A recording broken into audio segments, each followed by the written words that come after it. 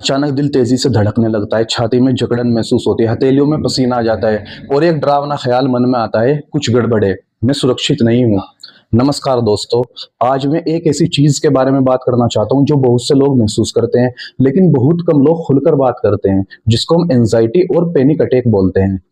दोस्तों, scientifically panic attack तब होते हैं जब एमिगडाला, जो दिमाग का डर का सेंटर है, वो गलती से खतरे का पता लगा लेता है। तो तब ये एड्रेनालाइन जैसे स्ट्रेस हार्मोन्स रिलीज करता है, जो शरीर को लड़ने या भागने के लिए तैयार करता है। दोस्तों, पैनिक अटैक स्ट्रेस, ट्रॉमा, नींद की कमी, कैफीन या कभी कभी बिना किसी वजह के भी हो सकते हैं। ये किसी को भी हो सकते हैं और इनके होने का मतलब ये नहीं है कि कोई इंसान कमजोर या टूटा हुआ है।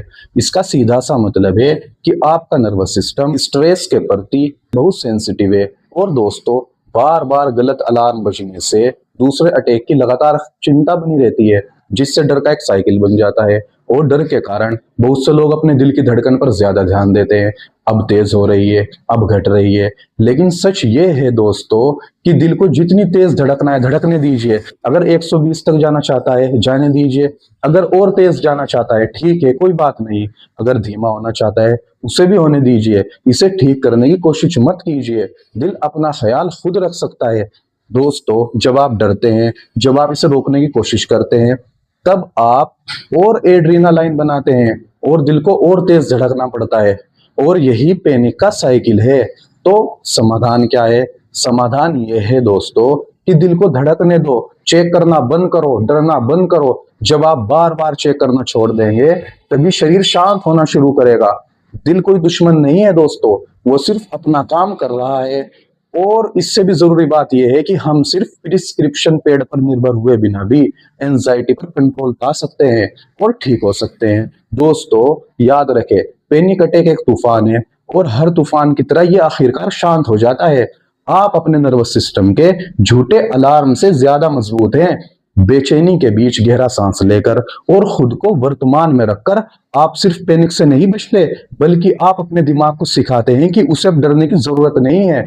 पैनिक के साइकिल को ठीक करने का पहला कदम यह समझना है कि एंजाइटी आपकी दुश्मन नहीं है, ये आपका शरीर है जो आपको बचाने की कोशिश कर रहा है। ये बस ज्यादा बातचीत कर रहा है। जब हम इस एहसास से लड़ना बंद कर देते हैं और इसे देखना शुरू करते हैं, तो पैनिक की ताकत कम होने लगती है और हम बिना दवाई के भी ठीक होने लगते हैं। जबकि दवा कुछ लोगों की मदद कर सकती है, लेकिन कई लोग बिना दवा के एंजाइटी को ठीक करने और मैनेज करने के तरीके ढूंढते रहते हैं। और दोस्तों, ऐसे असरदार नेचुरल तरीके मौजूद हैं जो सच में फर्क ला सकते हैं।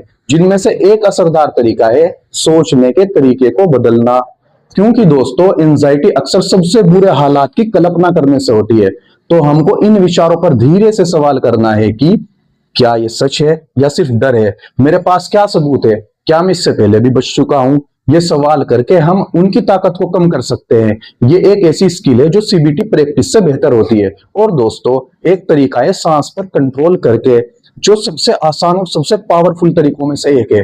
क्योंकि दोस्तों, पैनिक अटैक के दौरान सांस तेज और कम गहरी हो जाती है। इसके लिए दोस्तों, 4 सेकंड के लिए सांस अंदर ले, 7 सेकंड के लिए रोके और 8 सेकंड के लिए धीरे धीरे सांस छोड़े।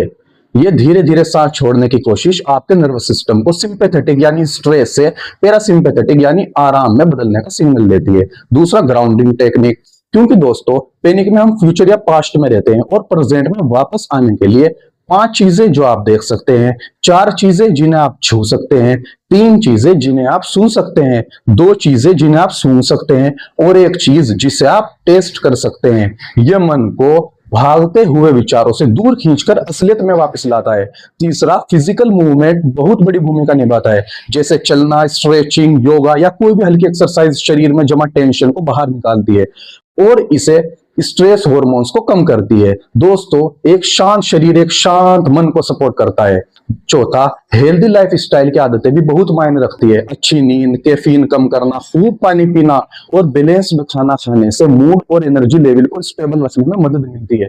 और दोस्तों, कैफीन और चीनी कम करने से आपका बेसलाइन हार्ट रेट कम रहता है, जिससे पैनिक स्पाइक शुरू होना मुश्किल हो जाता है। हमारी मेंटल हेल्थ इस बात से बहुत गहराई से जुड़ी है कि हम अपने शरीर के साथ कैसा बर्ताव करते हैं। और पांचवा, ठंडे पानी का शौक। अपने चेहरे पर बर्फ जैसा ठंडा पानी छिड़कने या बर्फ का टुकड़ा पकड़ने से मेमेलियन डाइव रिफ्लेक्स शुरू हो जाता है, जो नेचुरली आपके हार्ट रेट को लगभग तुरंत कम कर देता है। आखिर में, भरोसेमंद दोस्तों से बात करना और शेयर करना भी जरूरी है। परिवार या सपोर्ट ग्रुप से बात करने से हमें याद आता है कि हम अकेले नहीं हैं। कभी कभी सिर्फ सुने जाने से आधा बोझ कम हो जाता है।